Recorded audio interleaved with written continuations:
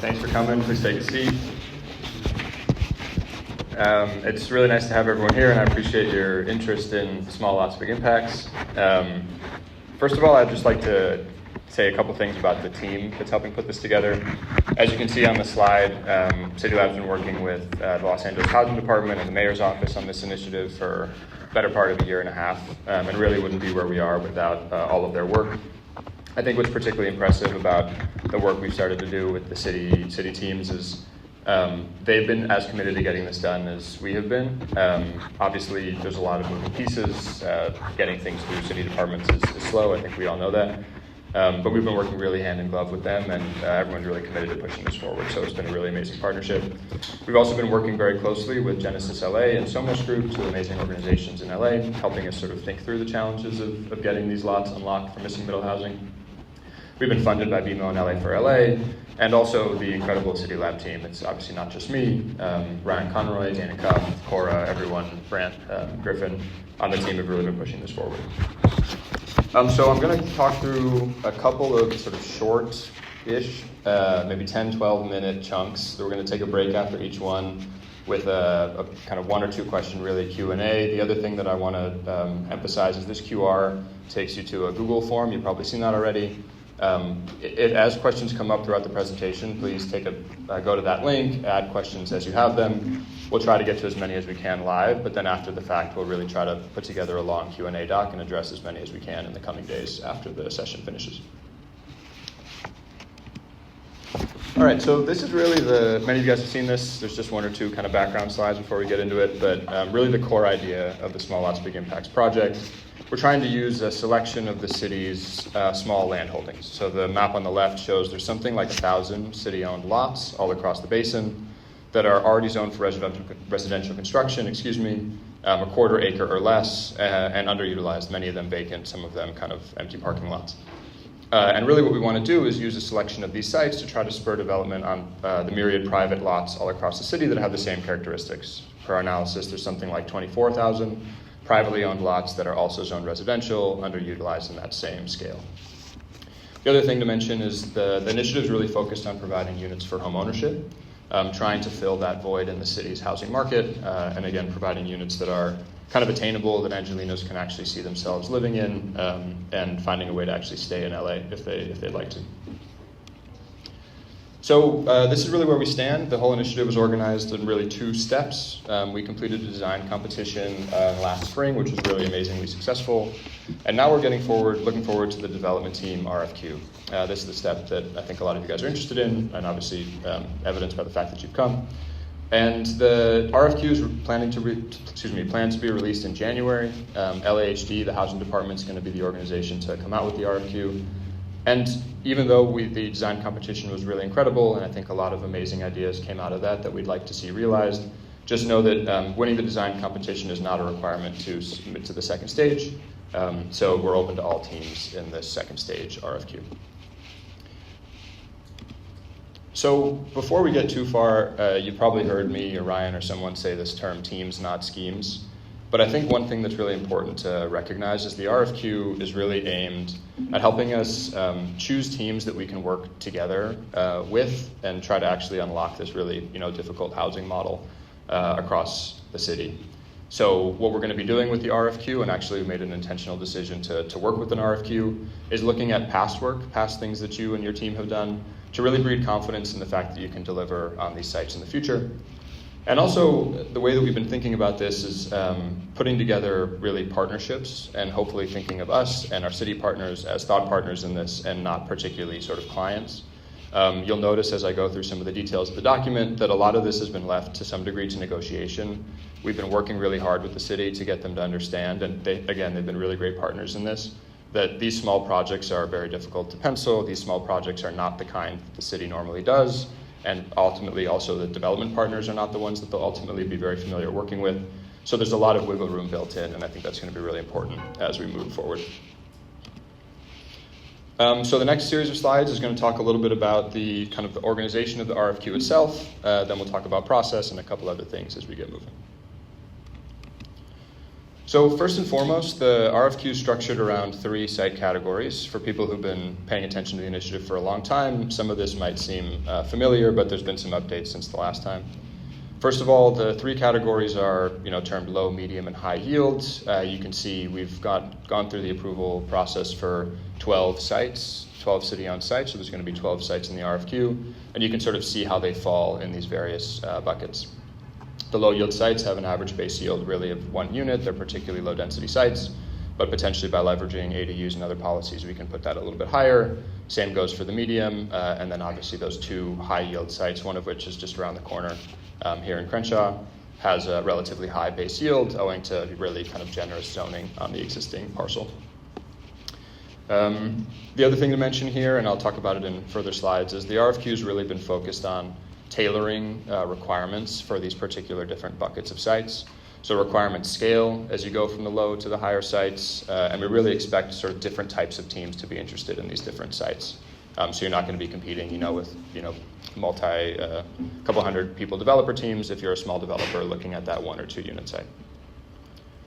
So really importantly, the teams in the initiative choose the category they want to compete in. This is going to allow for apples to apples comparison. You'll only be competing against other people interested in, let's say, the low yield sites. And really what that's going to lead to is ultimately the selection of, we've been using the term bench in this document and other sort of city RFQ processes, but 3 different benches, really 1 group of pre-approved teams to work on the small sites, 1 group for the medium, and 1 group for the high yield sites as well. The other thing you'll hear me say, and I think you'll see in the RFQ once it releases in January, is that this word relevance comes up a lot, and really we want to be picking teams that have sort of shown the ability to either build or at least think about or kind of work on sites that are similar in size and scale to the sites in the RFQ, and ultimately to produce projects that are also similar in size and scale to the projects that can be built on sites in this RFQ. We want teams to be choosing categories that they have confidence that they can actually deliver in, that they have a track record in, and that we can use to sort of point to as the city's making their selection decisions. So one way to think about that is this 150% shorthand. Again, people who have been on other webinars might have seen this already. But this is something that LAHD uses just to kind of get a sense of the kinds of sites that people might be eligible for.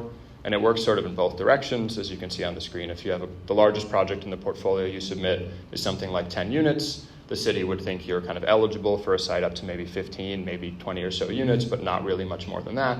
And then same goes in the other direction. So again, where you have your experience and the kind of projects you've delivered on is the group that we really want you to be focused on as you apply. The other thing to think about in terms of relevance, and we recognize that,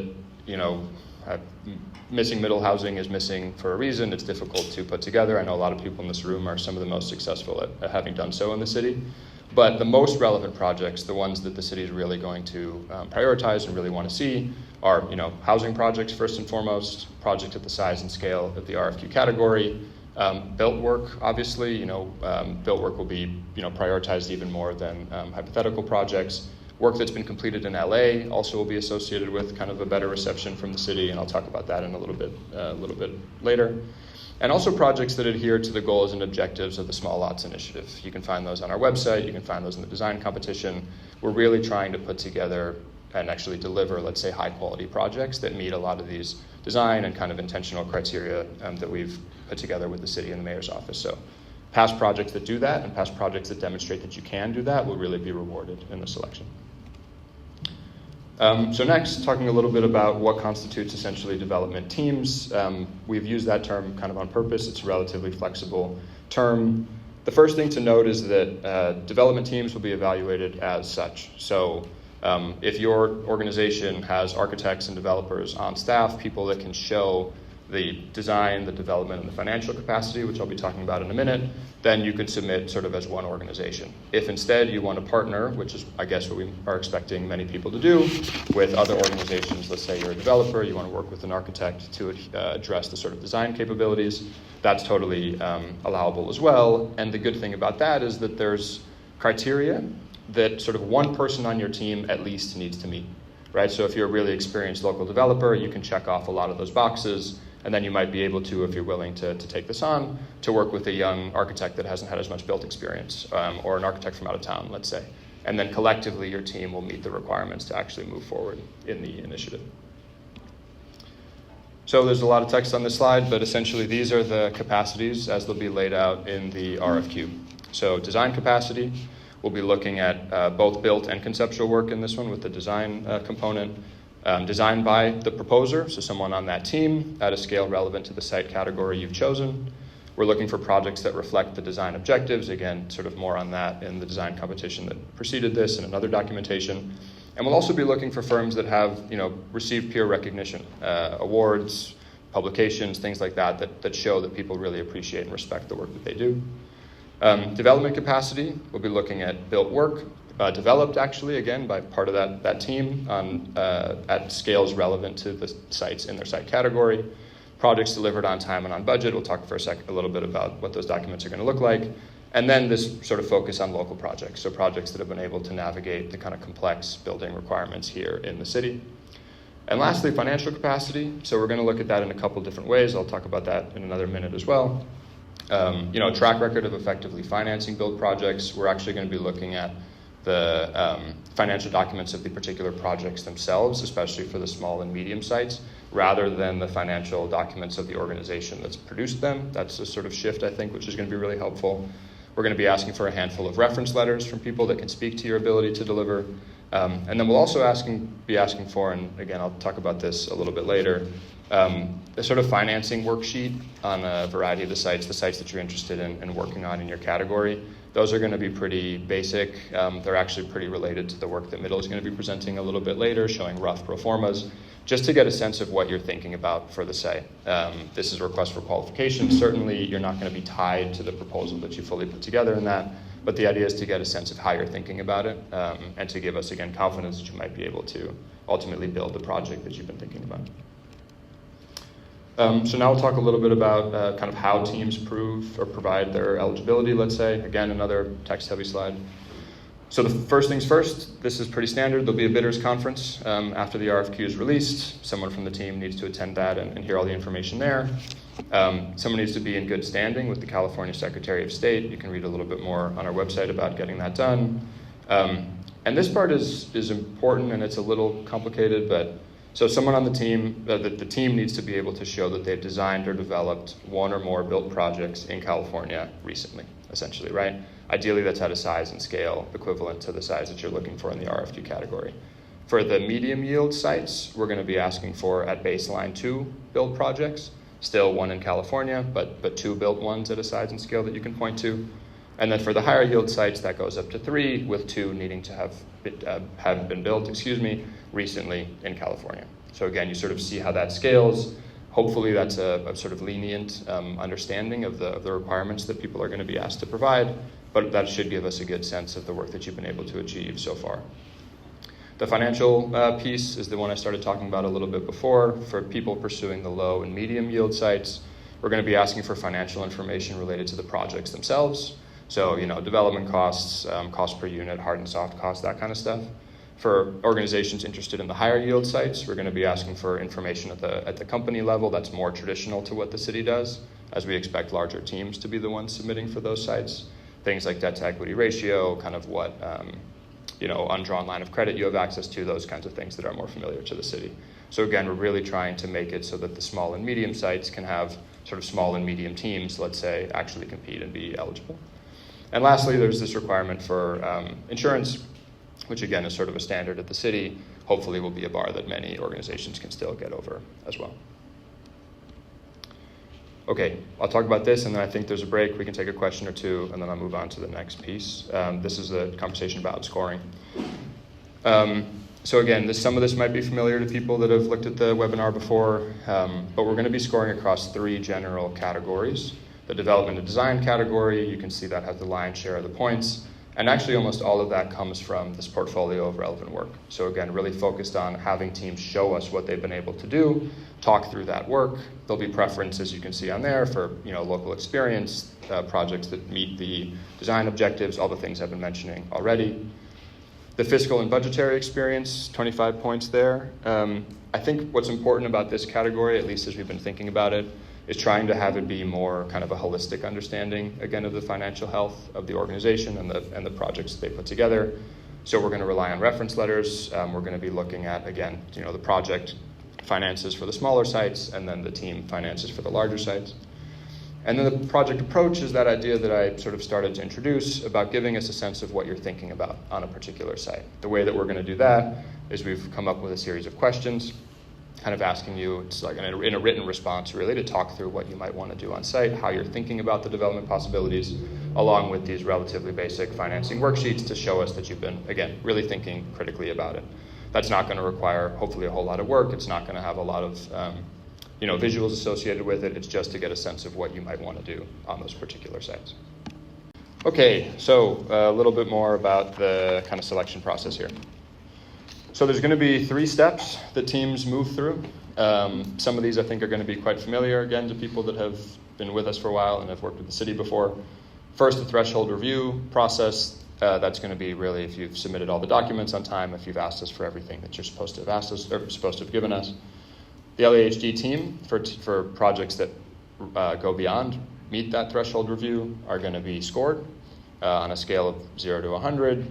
Submissions that score 70 or above are essentially going to make it onto the bench, right, for that particular site category.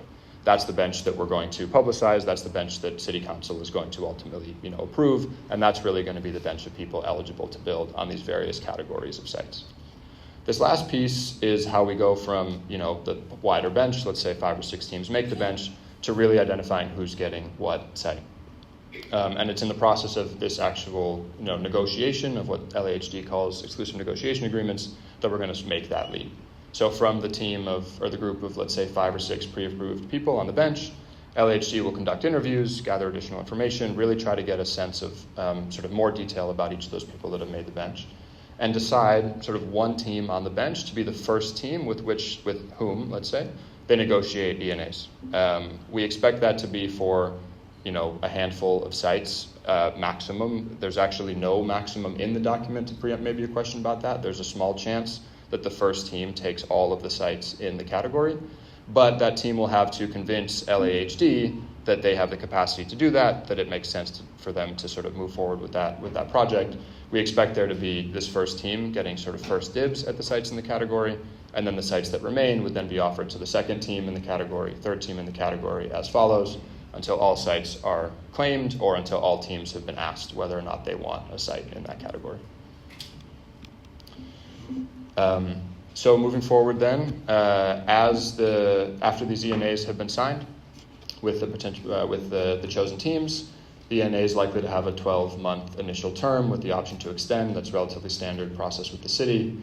Once that ENA is signed, the teams will actually move forward with preparing their official scheme. As I've said before, we won't know exactly what you guys are going to be working on until we make this partnership and start working together. As you're working through that entitlement and permitting process, then as you sort of get to the end of that, City Council is going to have one more vote. This is where they're going to actually vote to dispose of the site, to give the site to the team that's been working on this project. And upon that council approval, that's when the land is going to be exchanged with the team that's won. So in the interim, the city is going to hold on to the land. The exchange is going to happen there at the end once everything is permitted and ready to start construction. I'll talk a little bit more about that as well in a minute. So now I'll talk through 10 different ways that we're hoping to assist the teams as they move forward. The first falls under the bucket of increasing certainty. So again, some of you might be familiar with this, but we've completed kind of suite of site due diligence documentation for all the 12 sites in the RFQ. These will be attached to the appendix of the RFQ for each site. Phase 1 environmentals and preliminary appraisals done by our friends at Partner Environmental Systems and Engineering, and preliminary title reports completed by First American Title. So all that information is going to be in the document and associated with each individual site. We've been working really hard in the background on gaining city support for this initiative. So we've negotiated with the various council districts. We've talked to 13 oversight agencies in the city to receive their approvals to move forward with the site. And throughout the initiative, both City Lab and our sort of wider organizational team will really prioritize these sites and make sure that they have the attention they deserve as they move forward. We're working to secure tentatively, I guess, we're still working on this, getting office hours with LADBS to allow for questions and kind of Q&A with them. Similarly, trying to work to get a dedicated desk or a dedicated staff person in city planning to be the one assigned to these projects. So we're really trying to put things together that'll make these projects move as quickly as they can. With regards to thinking about feasibility, this isn't something specifically we have done, let's say, but we've chosen all sites that are zoned for residential development. We expect sites to be built under sort of the current zoning regime, not to require any big variances or things like that might slow down the process. There's a number of new pieces of housing legislation that I'm sure many of you are familiar with. We had a webinar talking about that a couple months ago, that we're really thinking are going to unlock these developments. All of the sites are in close proximity to transit, and depending on the sort of sequence of housing policies you use, will not require parking. Presumably you might want to provide some, but will not require, and I think that's going to be really important as people move towards a development pro forma. Project facilitation also, so the projects, these sites, as they're public land through the entitlement process, are going to fall under Executive Directive 3. The most important piece of that law, that directive, is there's a 30-day concurrent permit review requirement from all city departments, so you don't kind of go one by one. This review happens all at once and should hopefully speed up at least that part of the process as well. And we've also been in discussions with Crest Real Estate, two people of which are here today, who are really one of the best in the business, on providing discounted consulting and expediting services to the chosen teams as well. So this is another way in which we're hoping to push these projects forward and really get some of the best organizations in LA kind of working on getting these projects moving. We're hoping also, and really not hoping, we're expecting to benefit from both public and private development characteristics here. The first is during the entitlement and permitting process, I'd mentioned that the city is going to hold on to the land during that time period. That means that ED3 will apply. That means that we'll sort of get the ability for the city to be pushing these projects forward. Then, which I'll talk about in a minute, we expect the projects to be sold to the winning teams. And because the projects are to be sold at fair market value, which again I'll explain, construction would proceed like private development after that, right? So we sort of get the benefits of public project when they're useful, and also the benefits of private development when that's useful.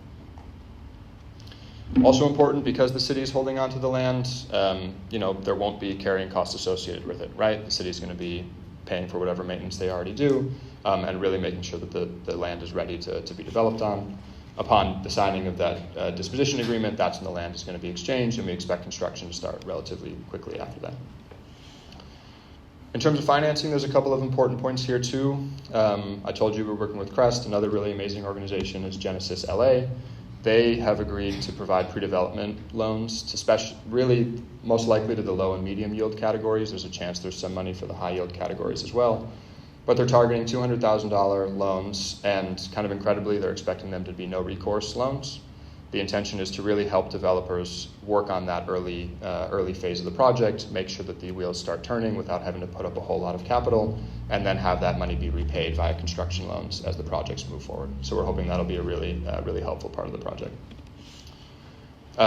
This gets to the question that was asked before about the affordability goals. So these sites fall below the Surplus Lands Act minimum size of a half acre, and we've been working with the city, again, sort of on this focus on feasibility to designate no affordability mandates. That said, what we're hoping is these projects are mixed income to some degree, really targeting somewhere between 80 and 150% of AMI. You'll see in some of the financial models that I think Al's going to mention in a minute, kind of how we're thinking that'll work, and again, the process for delivering that. The way to get into it right now, before I talk about it in a little more detail in a minute, is the land sale revenue. So the revenue the city is going to make from selling the land to a chosen team is going to be used to fund a version of what the housing department already has, which is a home ownership assistance program. They call this the Low Income Purchase Assistance Program, LIPA, and the Moderate Income, MIPA. And the way that those work, again, I'll get into more details in a minute, but essentially is they provide down payment assistance. This allows income-eligible people to afford slightly more expensive units. So in essence, you're paying on the front end for the land, and then on the back end, you're getting slightly more expensive units in your pro forma to help sort of make that happen, and everyone then is getting affordable units in the process. Another thing that we're planning to do is really helping projects and helping development teams actually find tenants to fill those affordable units. A lot of council districts are really excited about this. They want to have people from their neighborhoods fill this, and they want to make it sort of a big media push, and we're expecting to work with them to try to connect the developers with income-eligible tenants, and also to work with some of LAHD's existing pre-approved brokers to sort of make this process happen as efficiently as possible. And last, and this is extremely tentative, we have a meeting later this week to really get into the details of this, But with Genesis and Enterprise Community Partners, we're also trying to put together a pool of interested lenders, right? People who'd be willing to lend on the construction and willing to kind of take, to some degree, a risk on these unusual projects and really show that what we can make happen if everyone's committed. All right, so these are some details. How this down payment assistance program is expected to work. Like I said, modeled off of LEHD's LIPA and MIPA program. The way that program works is every year, LEHD publishes maximum income levels for various different size families. Those are tied to different size units.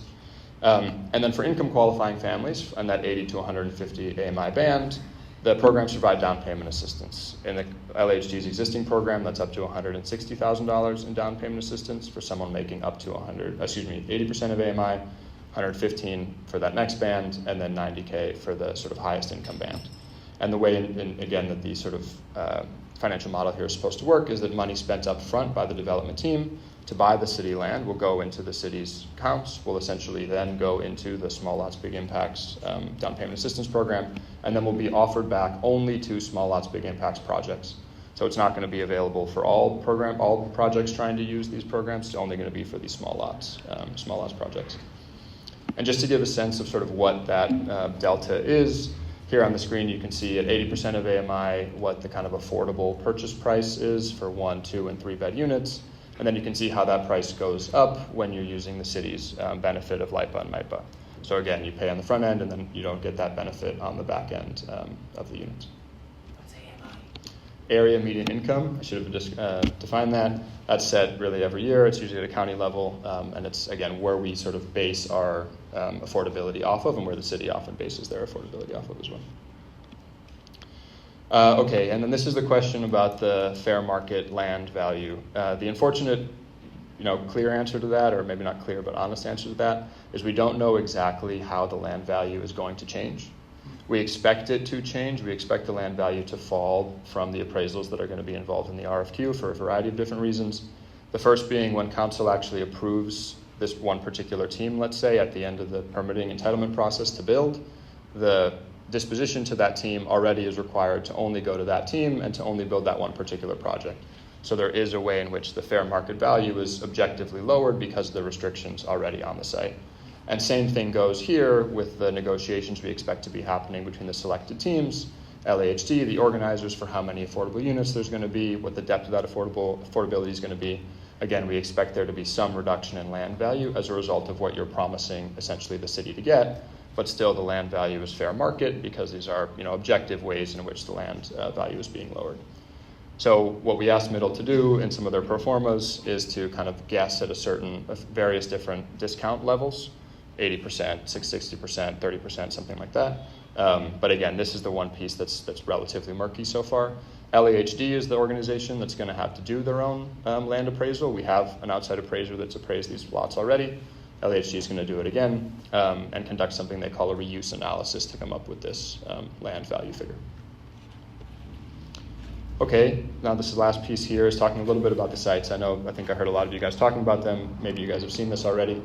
So October 22nd, the LA City Council took up a motion, passed it on to the Housing and Homelessness Committee. We have every expectation they're going to move that along quickly. They just haven't gotten to it yet. So that's what we're waiting on in terms of releasing the RFQ. Once we get that approval from H&H, we can get the RFQ out the door. The RFQ has 12 sites across 9 council districts in LA. As you can see on the map, a relatively nice distribution. And this is what they look like. The second from the left, high yield, is the one that's around the corner in Crenshaw. Those are the 2 high yield sites, really the 4 medium yield sites, and then the 6 lower yield sites. The addresses are now public. On the next slide, you'll see a table with the addresses. Feel free to start looking at them and kind of poking around and see what you're most interested in working on. So this is a whole lot of information. There go the cameras. Again, address of the particular site, zoning of those parcels, our understanding and the team's understanding of the base yield of the parcel, what kind of housing policy you might be able to use to increase that yield a little bit, either, again, with bonuses or potentially ADUs. This is taking advantage a lot of transit accessibility and transit proximity. Under the new CHIP ordinance, a lot of these projects fall within relatively high transit-oriented incentive area tiers. And then you can see the benefit as well. So there's a way that we can use this housing policy to really push up the yield on many of these sites and hopefully, again, get into the kind of ranges that are going to make these projects possible. So that's it for me. Thanks for sticking through that. Yeah, sure. Thanks.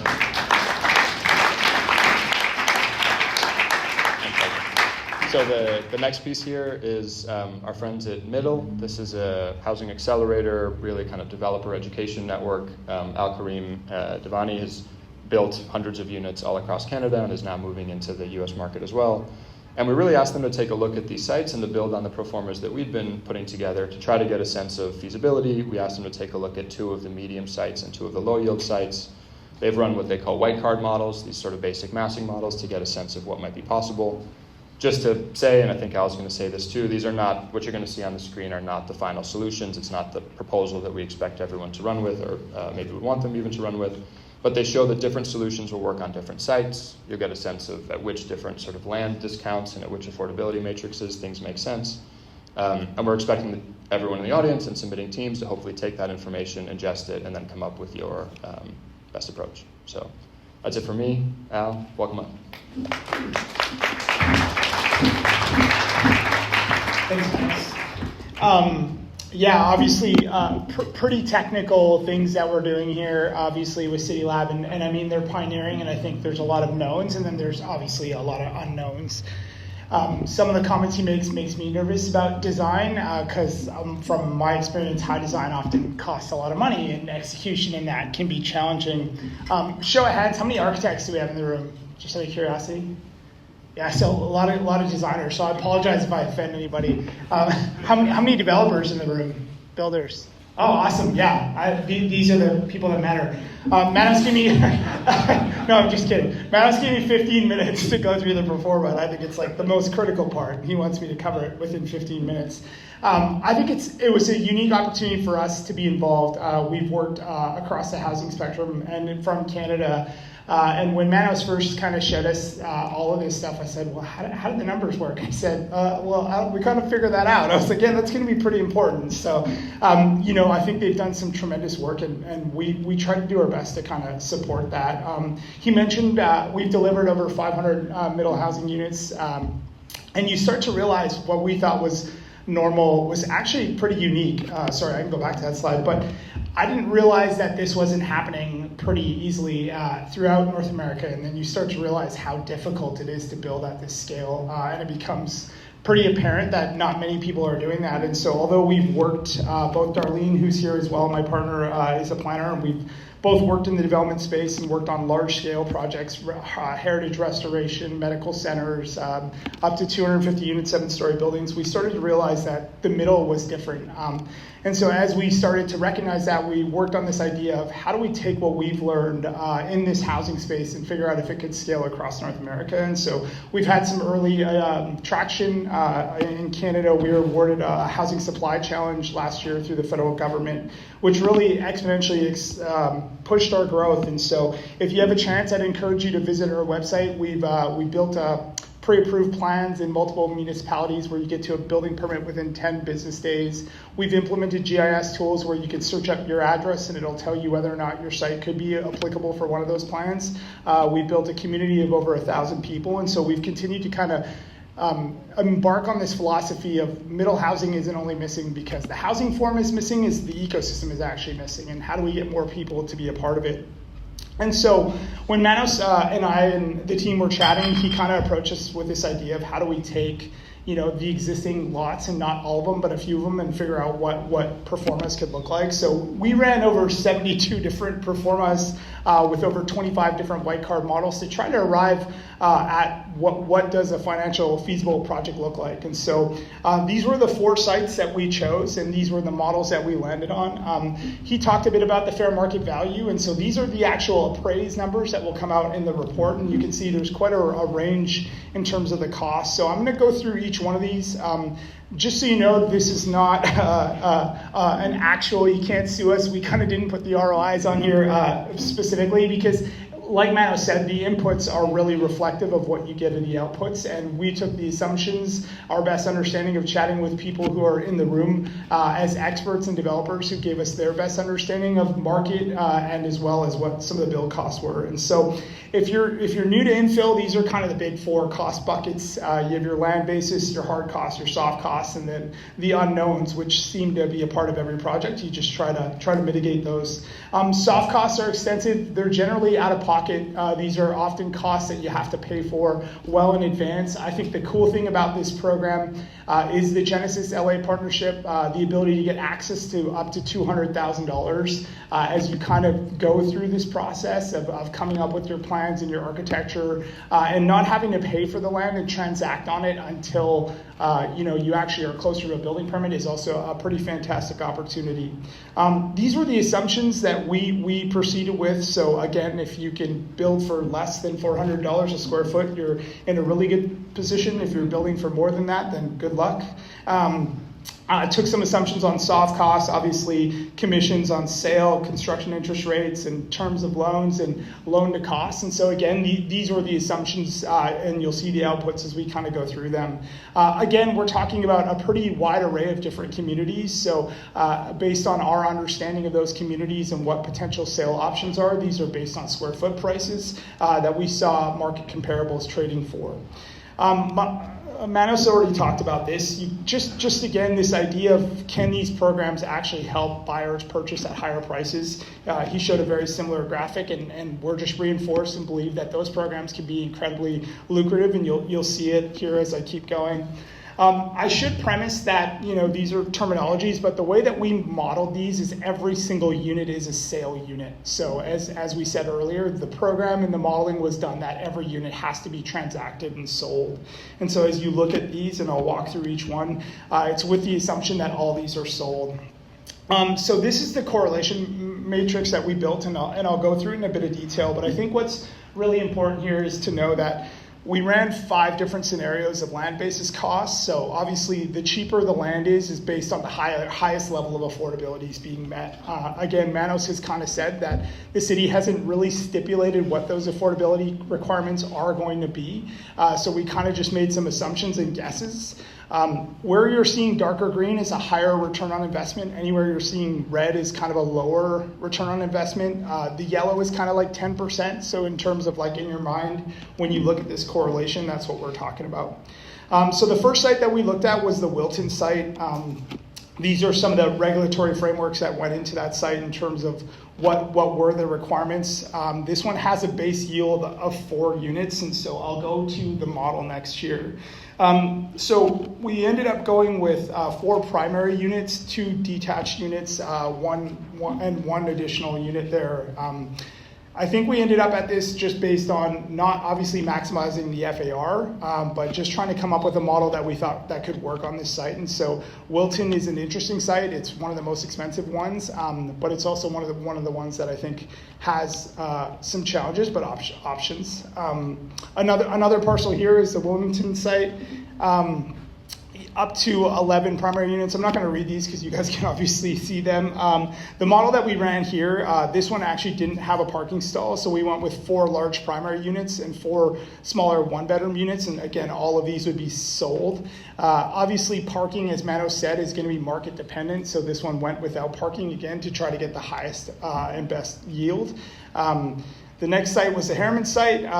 Again, this one really lent itself well to an SB9, a subdivision. And so when you looked at this, we kind of went with the 2 primary units with the 2 ADUs.